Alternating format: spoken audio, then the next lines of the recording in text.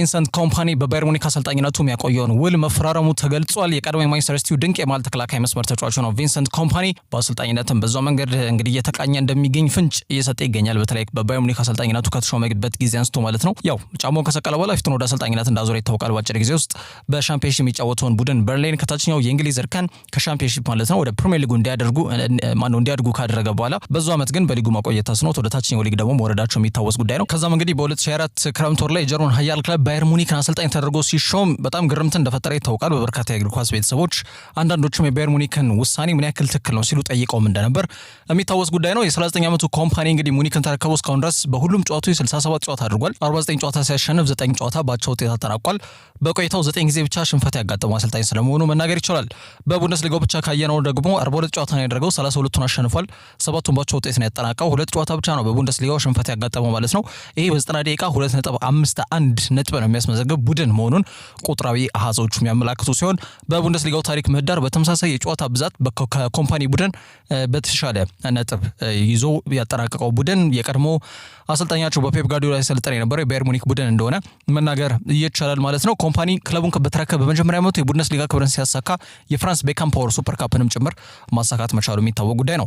የቀድሞ ውሉ እስከ 2027 በአሊያንዝ አሬና የሚያቆየው ቢሆንም ቤልጅየም አሰልጣኝ አሁን ዲ ሮትኖቹን እስከ 2029 በአሰልጣኝነት ለመምራት መስማማቱን በፊርማ አረጋግጧል ማለት ነው። ትልቅ ክለብ ውስጥ ውሌን በማደሴ ደስተኛ ነኝ ያለው ቪንሰንት ኮምፓኒ በቀጣይ ትልቅ ዋንጫዎችን ማሳካት እቅዱ መሆኑን ሲገልጽ የባየር ሙኒክ ስፖርቲንግ ዳይሬክተርና የክለቡ ቦርድ ስራ አስፈጻሚ የሆነው ማክስ ኤበርል በበኩሉ በአጭር ጊዜ ውስጥ የክለባችን ራዕይ እየገባውና ክለቡን ወደፊት እያራመደ የሚገኝ እንዲሁም በተጫዋቾችና በደጋፊዎች መካከል የአንድነት መንፈስን የዘራ ግለሰብ ነው ብለዋል።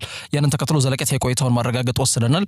እሱም ከኛ ጋር ለመቀጠል በመወሰኑ ደስተኞች ነን ሲል ሀሳቡን ሰጥቷል ማለት ነው። የጀርመኑ ኃያል ክለብ ባሳለፍነው ቅዳሜ በደርቢ ዴ ክላሲካ ምንጊዜም ተቀናቃኛቸውን ቦሩሲያ ዶርትመንድን በመርታት ዘንድሮ ምንም ጨዋታ ያለመሸነፍ ጉዟቸውን አጠናክረው በመቀጠል የሊጉ አናት ላይ ተቀምጠው ይገኛሉ። ቡንደስሊጋውን ያው ከዓመት ዓመት ማሳካት ለባየር ሙኒክ ትልቅ ነገር አይደለም፣ ግን በአውሮፓ መድረክ ደግሞ ይጠበቅበታል ዋንጫ፣ ትልቁ የውድድር መድረክ የሆነ የአውሮፓ ሻምፒዮንስ ሊግ ማለት ነውና ያንኑ ለማሳካት ቅድሚያ ግምት በዚህ ዓመት ከተሰጣቸው ክለቦች አንዱና ዋነኛው ባየር ሙኒክ ስለመሆኑ ግን በግልጽ መናገር ይቻላል። ከዛ ውጪ ማንቸስተር ዩናይትድ እና ባርሴሎና ሜክሲካን ወንደርኪድ ወይም ተስፈኛ አስደናቂ የአማካይ መስመር ተጫዋች ለማስፈረም ከፍተኛ ፉክክር እያደረጉ ይገኛሉ ተብሏል። ሁለቱም ክለቦች አይናቸውን እንግዲህ ሜክሲኮ ተሰጥቶ ላይ ጥለዋል። እንግዲህ ማንቸስተር ዩናይትድ እና ባርሴሎና ጊልቤርቶ ሞራ የተባለ ተጫዋች ለማስፈረም በሚደረገው ፉክክር ፍሮንት ራነር ወይም ከፊት በፉክክሩን እየመሩ የሚገኙ ክለቦች ስለመሆናቸው ካልቺዮ ሜርካቶ በዘገባው ላይ ማምሻውን ይዞት የወጣው መረጃ ያመለክታል። ዓለም አቀፍ የእግር ኳስና የዝውውር ዜናዎችን የሚወጡ ዘገባዎች መካከል አንዱ የሆነው ካልቺዮ ሜርካቶ እንደዘገበው ከሆነ የእንግሊዙ ክለብ ማንቸስተር ዩናይትድ እና የስፔኑ ተወካይ ቡድን ባርሴሎና የሜክሲኮን ወጣት ኮከብ ጊልቤርቶ ሞራን ወደ አውሮፓ ለማምጣት ከፍተኛ ፍላጎት ያላቸው ቀዳሚ ክለቦች ሆኗል ተብሏል። እንደሚታወቀው እንግዲህ እንደዚህ በጣም ተስፈኛ ወጣት ተጫዋቾችን ከደቡብ አሜሪካ ማስፈረም ለዘላቂ ለሜጀር ኢንቨስትመንት አትርፎ ለመሸጥም ሆነ የክለብን ዘለቂታዊ በሆነ መንገድ በጥሩ ክህሎት ባለው ተጫዋች ያ ቦታ እንዲመራላቸው በማድረግ ሂደት ላይ ትልቅ አስተዋጽኦ እንደሚያበረክት ይገመታልና የሜክሲኮ ብሔራዊ ቡድን በጣም ተስፋ የተጣለበት ተጫዋች ነው። በቅርብ ጊዜ በተለያዩ ውድድሮች ላይ አስደናቂ ብቃቱን እያሳየ ይገኛል። ጊልቤርቶ ሞራ በሁለቱም ታላላቅ ክለቦች ዘንድ በቅርበት የተከታተለ ይገኛል። እንግዲህ ዩናይትድ እና ባርሴሎና ያለው ስካውቲንግ ወይም ደግሞ የተጫዋች መልማዮቻቸውን በመላክ ሁለቱም ክለቦች ማለት ነው ወጣቱን አማካኝ እንቅስቃሴም ሲከታተሉ ቆይቷል ተብሏል። ተጫዋቹን ለማስፈረም ከመጋረጃ ጀርባም ሁለቱ ክለቦች መጠነ ሰፊ ስራዎችን እየሰሩ እንደሚገኙ ለማወቅ ተችሏል። ምንም እንኳን ሌሎች የአውሮፓ ታላላቅ ክለቦች ሞራል ለማግኘት ፍላጎት ቢኖራቸውም የተጫዋቹ ሁኔታ ግን ከዩናይትድና ከባርሴሎና የሚያልፍ አይመስልም። ይህ ተስፈኛ ወጣት ተጫዋች ገና 17 ዓመት ላይ ነው የሚገኘው። በዓለም አቀፍ የእግር ኳስ አወዳዳሪ አካል በፊፋ ደንብ ምክንያት እንግዲህ 18 ዓመት እስኪሞላው ድረስ ወደ አውሮፓ ማቅራት አይችልም ወይም ፕሮፌሽናል ኮንትራት መፈራረም አይችልም። ግን ከወዲሁ ተጫዋቹን አሳምነው የግላቸው ለማድረግ ጥረት እያደረጉ ነው። ልክ እንደ ኤስቴቫ ዊሊያን ሁሉ ማለት ነው። ተጫዋቹ ገና በ17 ዓመቱ ነው ለቼልሲ ፊርማውን ያስቀመጠው።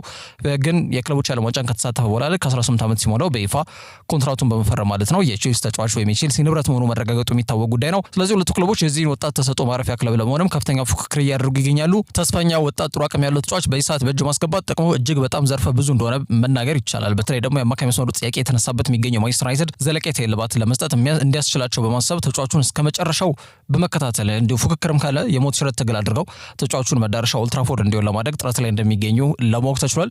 ሁለቱም ክለቦች እንግዲህ በቀጣይ ተጫዋቹን አሳምነው የግላቸው ለማድረግ የሚወስዳቸው እርምጃዎች በቀጣይ የሚታዩ ይሆናል። ከዛ ውጪ አይቨን ቶኒ ወደ እንግሊዝ ፕሪሚየር ሊግ ሊመለስ እንደሚችል እየተጠቆመ ይገኛል። ቶትናምና ቼልሲ ቶኒን ወደ ፕሪሚየር ሊጉ ለመመለስ በጥር የዞር መስኮት ላይ ጥረት እንደሚያደርጉ የሚጠቁሙ መረጃዎች ትናንትና ማምሻውን ወጥተዋል። እንግሊዛዊ አጥቂ አይቨን ቶኒ በሳውዲ ቡድን አልሂላል ቤት የተጫወተ እንደሚገኝ ይታወቃል። በብሬንትፈርድ በሚያሳየው አስደናቂ እንቅስቃሴን ተከትሎ ሀገሩን በአውሮፓ ዋንጫ ጭምር በመወከል እስከ ፍጻሜ ድረስ ከተጓዙ ተጫዋቾች መካከል አንዱ ነው። አሰልጣኝ ቶማስ ቱኸል ወደ አሰልጣኝነት መንበሩ ከመጡ ወዲህ በግንቦት ወር በነበረው የዓለም ዋንጫ ማጣሪያ ጨዋታና እንዲሁም ደግሞ የአቋም መለኪያው ከሴኔጋል ጋር እንደነበር እናስታውሳለን። እንዲሁም በሴኔጋል ቤንጋል ተሸንፈው ነበረ ዌምብሌ ላይ ኒኮላስ ጃክሰን በጣም አመርቂ እንቅስቃሴ ያደረገበት ጨዋታ እንደነበር የሚታወቅ ጉዳይ ነው። በዛ መርሃ ግብር ላይ ጥሪ ከቀረበለት በኋላ እስካሁን ድረስ ምንም አይነት ጥሪ ያልደረሰው ያ ጉዳይ ተጫዋቹን አሳስቦታል ተብሏል። በዋናነት ሀገሩን በዓለም ዋንጫ ለመወከል የየትኛውም ተጫዋች ህልም ነው። አይቨን ቶኒም ተመሳሳይ በሆነ መንገድ እንደ ሁሉም ተጫዋቾች ማለት ነው ሀገሩን በዓለም ዋንጫ ላይ መወከል እቅድ፣ ፍላጎት፣ ህልም አለው። ያንን ለመመለስ ወደ ፕሪሚየር ሊጉ የግድ ማቅናት መቻል እንዳለበት እና ያ እንደ መፍትሄ አድርጎ እያሰበው የሚገኘው ጉዳይ ነው መባሉ ደግሞ የዝውውር ይበልጥ ትኩረትን የሳበው ርዕሰ ጉዳይ ስለመሆኑ መናገር እንድንችል ያደርገናል ማለት ነው። አይቨን ቶኒ ህይወትን በሳውዲ አረቢያ ለመለመድ ብዙ ጊዜ ግን የፈጀበት ተጫዋች አይደለም። 29 ዓመቱ ላይ ይገኛል። የእንግሊዝ አጥቂ በሳውዲ ውስጥ በዚህ ሰዓት በጣም ምርጥ አቋምን እያሳዩ የሚገኙ ቁልፍ የአጥቂ መስመር ተጫዋቾች መካከል አንዱና ዋነኛው ስለመሆኑ መናገር ይቻላል። በዚህ ውድድር ዘመን 12 ጨዋታዎችን አድርጓል። 9 ጎል ነው ያስቆጠረው፣ 2 ኳስ አመቻችቶ አቀብሏል። ቶኒ አቋሙ አስደናቂ መሆኑና እንደዛም ሆኖ ደግሞ በመስከረምና በጥቅምት ወር ላይ በነበረው የዓለም ዋንጫ ማጣሪያ መርሃ ግብሮች ላይ በአሰልጣኝ ቶማስ ቱኸል ጥሪ አልቀረበለትም። ያ ጉዳይ ነው ይበልጥ ያሳሰበው። ቼልሲና ቶትናም ደግሞ የአጥቂ መስመራቸው እጅግ መሳሳት እያጋጠሙ እንደሚገኝ መናገር ይቻላል። ቼልሲ አዲሱ ግዢያቸው ሊያም ዴላፕ ጉዳት አጋጥሞታል። እርግጥ ወደ ሜዳ ለመመለስ ተቃርቧል ብሎ አሰልጣኝ ኤንዞ ማሬስካ ዛሬ ከሚደረገው የአያክስ መርሃ ግብር በፊት በነበረ የቅድመ ጨዋታ ጋዜጣዊ መግለጫዎች ላይ ከዴላፕ ጋር በተያያዘ ያሉትን ጉዳዮች ማንሳቱ የሚታወቅ ጉዳይ ነው። ከዛ ውጭ ግን ሌላው አዲሱ ግዢያቸው ጆ ፔድሮ ከጥሩ ጅማሩ በኋላ እንግዲህ ፈዘዝ ያለ እንቅስቃሴ እያሳየ ይገኛል። የክለቦች ዓለም ዋንጫ ላይ መነጋገሪያው ተጫዋች ነበር። ቼልሲ በእጃቸው አስደናቂ አጥቂ አስፈረሙም ተብሎም ሲገለጽ እንደነበር ይታወቃል። ፕሪሚየር ሊጉ ከተጀመረ በኋላ ግን በተለይ ፉላምን 2-0 ውጤት ባሸነፉበት መርሃ ግብር ላይ ጎል ካስቆጠረ በኋላ እስካሁን ኳስና መረብ ማገናኘት አልቻለም። 4 ጨዋታዎች አልፈውታል። ያ አሰልጣኙን ብቻም አይደለም በአጠቃላይ ክለቡ ደጋፊዎችንም እያሳሰበ ይገኛል። አንዳንድ ደጋፊዎችማ ስካም ነው በቃ ወይም ደግሞ በተለይ ጆ ፔድሮ ከኤንዞ ማሬስካ ያጫወት መንገድ ጋር እንዴት ተጣጥሞ ይሄዳል የሚል ሀሳብም እንዲሰነዝሩ እያስገደዳቸው ይገኛል። እርግጥ ለመፍረድም ለመወደስም የሚቸኩሉ ደጋፊዎች ይኖራሉ፣ እርግጥ ነው። ግን በዛ ደረጃም እየተነሳ የሚገኝ ጉዳይ ስለመሆኑ ግን መናገር ይቻላል። አሳሳቢ ሁኔታዎች ግን እየተነሱበት እንደሚገኝ ይሄ በግልጽ መነገር ያለበት ርዕሰ ጉዳይ ነው። ስፐርስ ቤት ያው የሶላንኬ ጉዳት ዜና ለጆሮ እንግዳ አይደለም። ተጫዋቹ በተደጋጋሚ ነው ጉዳት የሚያጋጥመው። ከዚ ውጭ ሪቻርልሰን አቋሙን በአዲሱ አሰልጣኝ ቶማስ ፍራንክ ስር መልሶ አገኘ ሲባል መልሶ ያጣ እየመሰለ በጣም ጭራሽ ጨዋታዎችን በቋሚነት ከመጀመር ይልቅ ተቀያሪ ወንበር ላይ ለመቀመጥ እየተገደደ የመጣ ተጫዋች ስለመሆኑ መናገር ይቻላል። ከዚ ውጭ ቶማስ ፍራንክ አይቨን ቶኒን በብሬንትፈርድ ማሰልጠን መቻላቸው የሚታወቅ ጉዳይ ነው። አሁንም የተጫዋቹ አድናቂና ተጫዋቹን ማግኘት የሚቻልበት ሁኔታ ካለ ለመጠቀም ዝግጁ ስለመሆናቸው በግልጽ እየተገለጸ ነው የሚገኘው። አይቨን ቶኒ እስከ 2028 በአልሂላል የሚያውቀው የኮንትራት እንደፈረመ ይታወቃል። ተጫዋቹን በቋሚነት እንኳን ባይሆን በአጭር ጊዜ በውሰት እንኳን ማግኘት የሚቻልበት ሁኔታ ካለ ተጫዋቹን ለማስፈረም እንግዲህ ጥረት እንደሚያደርጉ ይገመታል። ግን በውድድር ዘመኑ አጋማሽ እንግዲህ በሚጠጋ ጊዜ አሁን የውድድር ዘመኑ አጋማሽ እየተጠጋ ነው የምንገኘው ተጫዋቹን በውሰት ማስፈረም የሚቻልበት ሁኔታ ይኖራል የሚለው ቀላል ጉዳይ አይሆንም። ይህንን ከበድ ወይም ወሰብሰብ ያለውን የአይቨን ቶኒ ዝውውር ለማከናወን እና ከተቻለ ለረጅም ጊዜ በቋሚነት ካልተቻለ ደግሞ ለአጭር ጊዜ በውሰት በማስፈረም የአጥቂ መስመራቸውን ለማጠናከር ሁለቱ የለንደን ከተማ ክለቦች በጥር ወር ጥረት ማድረጋቸው እንደማይቀር ኮት ኦፍ ሳይድ በፊት ገጽ ይዞት የወጣው መረጃ ያመላክታል። ተጫዋቹም ሀገሩ ለመወከል የሚለው እሳቤ ከፊት የሚመጣበት ርዕሰ ጉዳይ ከመሆኑ ጋር በተያያዘ አልሂላል ለመልቀቅ ምናልባት ጥያቄ ሊያቀርብ የሚችልበት አጋጣሚ ሊኖር ይችላል የሚሉት ጉዳዮች እየተነሱ ነው የሚገኙት። የቶኒ እንቅስቃሴ በቀጣይ ጊዜያቶች ላይ ምን ነገሮችን ያሳየናል ይጠበቃል። ከዛ ውጭ የአስቶን ቪላው ፉልባክ ማቲ ካሽ በክለቡ ውሉን እስከ 2029 ማደሱ ተገልጿል። ለበርሚንጋሙ ክለብ አስቶን ቪላ ይሄ ትልቅ መረጃ እንደሚሆን ይገመታል። በክለቡ ወጥነት ባለው መልኩ ከጥሩ እንቅስቃሴ ጋር ግልጋሎትን ሲሰጥ የቆየው ፖሊሻዊው የቀይ መስመር ተመላላሽ የተከላካይ መስመር ተጫዋች ሆኖ ማቲ ካሽ እስከ 2029 በቪላ ፓርክ ለመቆየት መስማማቱን የተለያዩ መገናኛ ብዙሃኖች ይዘግቧል። እንግዲህ አስቶን ቪላ ባሳለፍነው እሁድ ከኋላ ተነስተው ባስቆጠሯቸው 2 ጎሎች ቶትናምን 2-1 በሆነ ውጤት ማሸነፋቸው አይዘነጋም። የውድድር ዘመኑ በጣም አስቸጋሪ በሆነ መንገድ የጀመሩት ቪላዎች የውድድር ዘመኑ የመጀመሪያ ጎል ያስቆጠረው ማቲ ካሽ እንደነበር ይተወሳል። ሰንደርላንድ ላይ ምንም ጨዋታውን ቢሸነፉ ማለት ነው። በሳምንት 100,000 ፓውንድ የሚያስገኝለት ኮንትራት አለው ማቲ ካሽ እስከ 2027 ነው የሚያቆየው። አሁን ግን ለክለቡ የሚሰጠውን ግልጋሎት ከግምት ውስጥ በመክተት የኮንትራቱን የመጨረሻ 18 ወር ውስጥ የገባውን ተጫዋቻቸውን ውል በ2 ዓመት እንዲሁ ለማደስና በዛ ሂደት ሳምንታዊ ክፍያውንም ከፍ ለማድረግ ከስምምነት ላይ ደርሷል ተብሏል። በመጪዎቹ ጥቂት ቀናቶች ክለቡም ይህንን በማህበራዊ ትስስር ገጻቸው አማካኝነት ይፋ ያደርጉታል ተብሎ ይገምታል። ለአሰልጣኙ ኤምሬ ትልቅ ዜና እንደሚሆን ይገምታል። እንደሚታወቀው ስኪፐራቸው ወይም ደግሞ የቡድኑ አምበል ጆን ማጊንን ውሉን ለማደስ መስማማታቸው የሚታወቅ ጉዳይ ነው። አሁን ደግሞ ማቲ ካሽን ውል ለማደስ ተስማምቷል ተብሎ የተገለጸ ይገኛል። 28 ዓመቱ ላይ ነው የሚገኘው ማቲ ካሽ። እንደሚታወቀው ከ2 ዓመት በፊት ነበር ዜግነቱን ከእንግሊዝ ወደ ፖላንድ የቀየረው። እንግዲህ በ2020 ኖቲንግሃም ፎረስትን በመልቀቅ አስቶን ቪላን በይፋ መቀላቀሉ ይታወቃል። ወጥነት ባለው መልኩ ጥሩ እንቅስቃሴን እንዲሁም ጥሩ ግልጋሎትን ለአስቶን ቪላ ከሚሰጡ ተጫዋቾች መካከል አንዱና ዋነኛው ስለመሆኑ መናገር ይቻላል። ከዛ ውጪ በሪያል ማድሪድ ማሊያ ከታየ 5 ወር ያለፈው ብራዚላዊ ኤንድሪክ የእግር ኳስ ህይወቱን ለማትረፍ ሲል በጥር ወር ሪያል ማድሪድን ቢያንስ በውሰት ውል እንደሚለቅ ተረጋግጧል። ከትላንትና በስቲያ በሜዳቸው ንግስት ኤልዛቤት ወይም ደግሞ ለንደን ኦሎምፒክ ስታዲየም በብሬንትፈርድ የተሸነፉትና ከ1931 በኋላ ለመጀመሪያ ጊዜ 5 ተከታታይ የሜዳ ጨዋታቸውን በሽንፈት ያጠናቀቁት የምስራቅ ለንደኑ ክለብ ዌስትሃም እንዲሁም የፈረንሳይ ኦሎምፒክ ዴ ማርሴይ በብቸኝነት ተጫዋቹን ለማስፈረም ከፍተኛ ጥረትና አንገት ለአንገት ንቅንቅ ላይ እንደሚገኙ የተረጋገጠም ሲሆን ኤንድሪክ ምርጫውን የት ያደርጋል በቀጣይ የሚጠበቀው ርዕሰ ጉዳይ ነው። የት ይደርሳል የተባለ ተጫዋች ህልሙ በአዲሱ አሰልጣኝ ዣቪ አሎንሶ ሊቀጭበት ተቃርቧል ቢባል በኢሳት ከኤንድሪክ ጋር በተያዘ ብዙ ማጋነን አይሆንም። የኤንድሪክ አሳዛኝም አጣብቂኝም ሁኔታ ተጫዋቹን በጥር ወር ከማድሪድ እንደሚያርቀው ይገመታል። ተጫዋቹን በውሰት ወደ ዌስትሃም ለማቅናት በኢሳት ንግግር ላይ ስለመሆኑ ነው እየተገለጸ የሚገኘው። እንግዲህ በብራዚል ባለፉት 10 ዓመታት ያልታየ አስደናቂ ክህሎት ተብሎ የተነገረለት ኤንድሪክ በ2022 ታህሳስ ወር ላይ ነበር እንግዲህ 47.5 ሚሊዮን ዩሮ ወጪ ተደርጎበት ፓልሜራስን ለቆ ሪያል ማድሪድ የተቀላቀለው። ታዲያ ተጫዋቹ በአዲሱ አሰልጣኝ ዣቪ አሎንሶ ግን አንድም ደቂቃ እንኳን የመሰለፍን ዕድል አልተሰጠውም። የኪሊያን ምባፔ እጅግ አስደናቂ አቋም ላይ መገኘት ደግሞ ለኤንድሪክ ሌላው እንቅፋት የሆነበት ጉዳይ ስለመሆኑ በግልጽ መናገር ይቻላል። በማድሪድ የከሸፉ የሚባሉ ዝውውሮች ተርታ ሊሰለፍ በጣም ትንሽ ጊዜ ብቻ ነው የሚቀረው። የኤንድሪክ ጉዳይ ባሳለፍነው ክረምት ወር ሊያከናውኑ የነበረው የውሰቱ ላይ የተቋረጠው በአጋጣሚ የጉልበት ጉዳት እንደነበር የሚታወስ ጉዳይ ነው። ቢሆንም ግን የመሰለፍ ዕድልን በዚህ ደረጃ ጣለው ብሎ እንዳላሰበ የሚገመት ጉዳይ ነው። ነገር ግን ምንም ለውጥ ሳይኖረው እዚህ ደረጃ ላይ ደርሷል። በቅርቡ 19 ዓመት እንደሞላውና ትዳር እንደመሰረተ የሚታወቅ ጉዳይ ነው።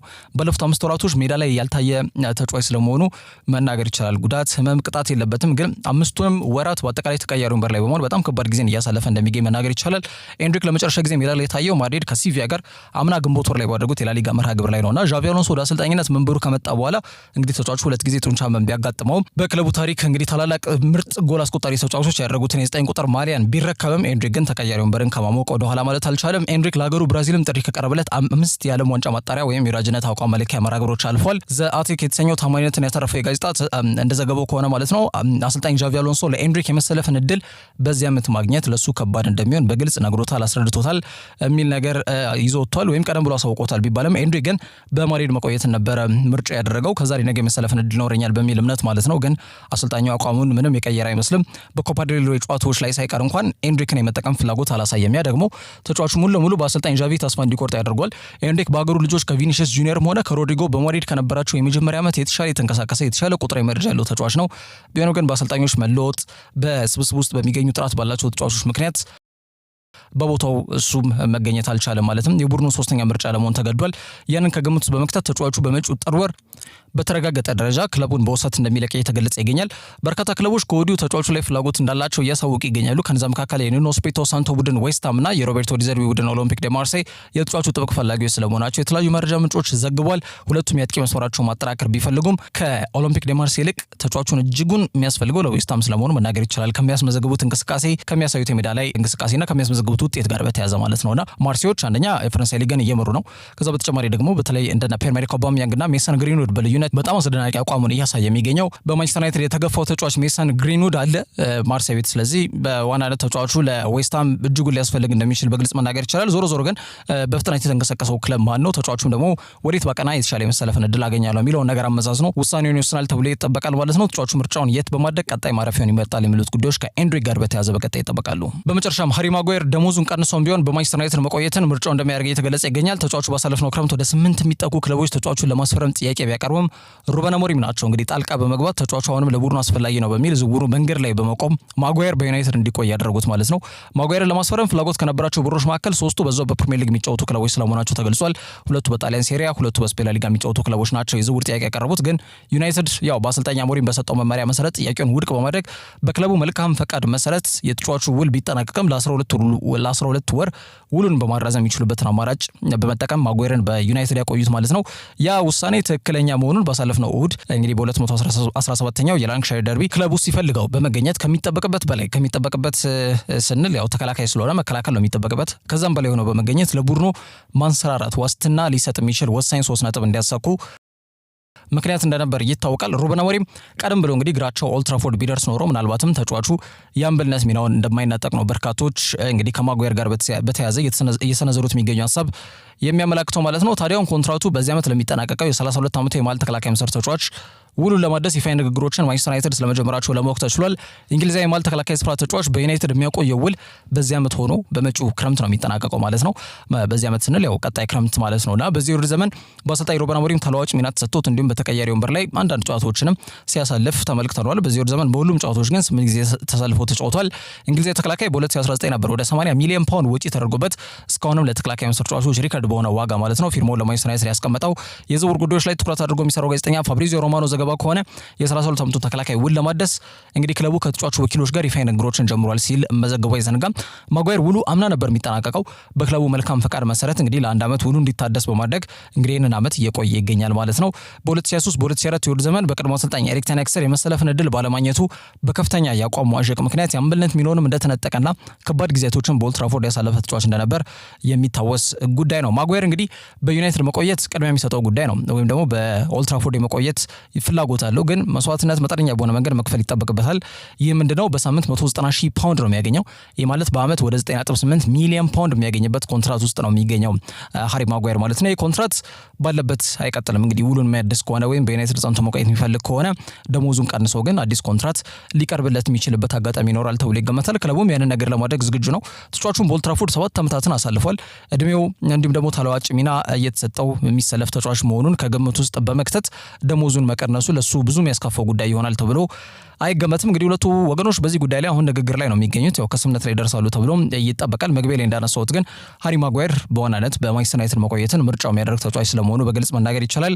አሰልጣኝ ሩበን አሞሪም ማጓየር ትክክለኛ መሪና የቡድኑ ወሳኝ ተጫዋች ብሎ ተጫዋቹን ማሞካሸቱ አይዘነጋም። ክለቦች ትልቅ የውድድር መድረክ የሆነው የአውሮፓ ሻምፒየንስ ሊግ ትላንትና የምድብ 3ኛ ጨዋታዎች ቀጥለው ተደርጓል በተለያዩ የአውሮፓ ከተሞች ላይ ማለት ነው። ተጠባቂ ከነበሩ መርሃ ግብሮች መካከል አንዱና ዋነኛው አርሰናልና አትሌቲኮ ማድሪድ በኤምሬትስ ስቴዲየም ያደረጉት ጨዋታ ነበር። እንግዲህ አርሰናል 4-0 በሆነ ሰፊ ውጤት ጨዋታውን ማሸነፍ ችሏል። የሚኬል አርቴታ ቡድን እንግዲህ ከረፍት መልስ በ13 ደቂቃ ልዩነት ውስጥ ነው እንግዲህ አራቱንም ጎሎች ያስቆጠሩት። የመጀመሪያው አጋማሽ በርካታ ድሎችም ያልተፈጠረበት ብዙ ጊዜ ታክቲካል ኮንትሮል ላይ መሰረት ያደረገ እንቅስቃሴ ነበር ሁለቱም ቡድኖች ሲያደርጉ የነበረው ማለት ነው። ሁለተኛው አጋማሽ ላይ ግን አሁንም እንደተለመደው እንግዲህ ከቆመ ኳስ እንግዲህ ጎል የሚያስቆጥሩበት ሌላ ሁለተኛ መሳሪያቸው ነው ከመድፈኞቹ ጋር በተያያዘ 57ኛው ደቂቃ ላይ ጋብሪኤል ማጋሌሽ ከዴክላን ራይስ የተሻገረለትን ኳስ በሚገባ በመጠቀም አርሰናል መሪ አድርጓል። ከ7 ደቂቃዎች በኋላ ጋብሪኤል ማርቲኔሊ ከአስደናቂ አጨራረስ ታግዞ ማለት ነው የማልስ ሉዊስ ስኬሊን ጥሩ አድርጎ የሰጠውን ኳስ በሚገባ በመጠቀም የአርሰናል መሪነት ወደ 2 ከፍ አድርጓል። ከ3 ደቂቃ በኋላ ቪክተር ጊዮኬሬሽ ያው ብዙ እሱን እድለኛ የሚያደርግ ጎል ቢሆንም ግን ያው ጎል ኳስና መረብ ከመሆኑ ወደ ኋላ አላለም። 67ኛው ደቂቃ ላይ በዛው አትሌቲኮ ማድሪድ እንዳይረጋጉ በማድረግ አርሰናሎች በላይ ጎሎቹን ማስቆጠር መቻላቸው መናገር ይቻላል። እንደገና ከ3 ደቂቃ በኋላ አሁንም ከቆመ ኳስ የተገኘ እድል ነው። ጋብሪኤል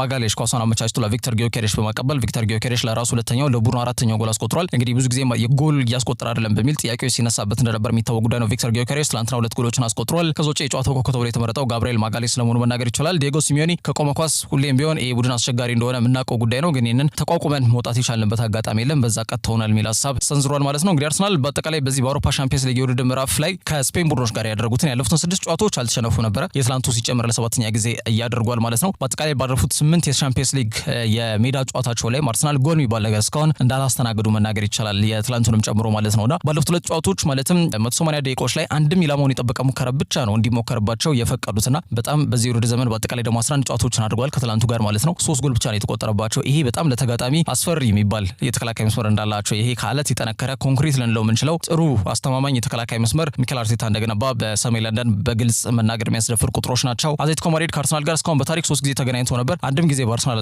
አልተሸነፉም። የሚኬል አርቴታን ቡድን አርሰናልን እስኪያገኙ ድረስ ማለት ነው። እንደሚታወቀው ለመጨረሻ ጊዜ 2018 ላይ ነበር የተገናኙት። በደርሶ መልስ አትሌቲኮ ማድሪድ 2-1 በሆነ ውጤት በማሸነፍ በኤሮፓ ሊግ የፍጻሜ ጨዋታ እንዳለፉና ፍጻሜውንም በማሸነፍ ዋንጫውን እንዳሳኩ የሚታወቅ ጉዳይ ነው በዲየጎ ሲሚዮኒ ስር ማለት ነው። እንግዲህ አርሰናል የስፔን ተወካይ ቡድኖችን ባገኙበት ያለፉት 6 ጨዋታዎች ምንም አይነት ሽንፈት አላጋጠማቸው ነበር። የትላንቱ ሲጨምር ለ7ኛ ጊዜ አድርጓል። ከዛ ውጪ እንግዲህ አማካኛቸው ማርቲን ዙሜዲ በጨዋታው ላይ ቢጫ ካርድ መመልከቱን ተከትሎ በአውሮፓ ሻምፒየንስ ሊግ ቀጣይ እንግዲህ 4ኛ ዙር ጨዋታ አርሰናል ከሜዳቸው ውጪ ተጉዘው ወደ ቼክ አቅንተው ከስላቪያ ፕራግ ጋር የሚያደርጉት መርሃ ግብር ላይ እንደማይሰለፍ ለማወቅ ተችሏል ማለት ነው። ትላንትና እጅግ በጣም በጎል ፌሽታ የተንበሸበሸ መርሃ ግብሮች ነበር የተመለከትነው በክለቦች ትልቅ የሆነ መድረክ በሆነው በአውሮፓ ሻምፒየንስ ሊግ። ዛሬስ የሚለውም ይጠበቃል። እንግዲህ ምድብ 3ኛ ጨዋታዎች ዛሬም ቀጥሎ የሚደረጉ ነው የሚሆነው። ምሽት 1:45 ላይ አትሌቲኮ ቢልባኦ ከካራባግ ጋር ጨዋታቸውን ያደርጋሉ። በተመሳሳይ ሰዓት የቱርክ ተወካይ ቡድን ጋላታሳራይ ቦዶ ግሊምትን የሚጋብዝ ይሆናል። ምሽት 4 ሰዓት ሞናኮ ቶተንሃም ሆትስፐርስን ይጋብዛሉ። አታላንታ ከስላቪያ ፕራግ ጋር ይገናኛሉ። ባየር ሙኒክ ክለብ ብሩዥን በሜዳቸው አሊያንዝ አሬና የሚያስተናግዱ ይሆናል። ቼልሲ በስታንፎርድ ብሪጅ የሆላንዱ ተወካይ ቡድን አያክስን ይጋብዛሉ። አይንትራክት ፍራንክፈርት ከሊቨርፑል ጋር እንዲሁ በተመሳሳይ ምሽት 4 ሰዓት የሚደረግ መርሃ ግብር ነው። እንግዲህ ሁጎ ኤክቲኬ ቀድሞ ክለቡን የሚያገኝ ይሆናል ተብሎ ይገምታል። ሪያል ማድሪድ ከጁቬንቱስ የምሽቱ ትኩረት የሳበ መርሃ ግብር ነው። ምሽት 4 ሰዓት ይደረጋል። ከሶጪ ስፖርቲንግ ሊዝበን በሜዳቸው ስታዲዮ ዴ ድራጎ በጣም ወቅታዊ አቋማቸው አስደናቂ ከሆነው የሮቤርቶ ዲዘርቢ ቡድን ኦሎምፒክ ዴ ማርሴይ ጋር የሚያደርጉት ጨዋታ በአውሮፓ ሻምፒየንስ ሊግ ዛሬ የሚከናወን ይሆናል። ዛሬ ያላችሁ ስፖርታዊ መረጃዎች እነዚህን ይመስላሉ። ያላችሁበት ጥሩ ጊዜ ነው።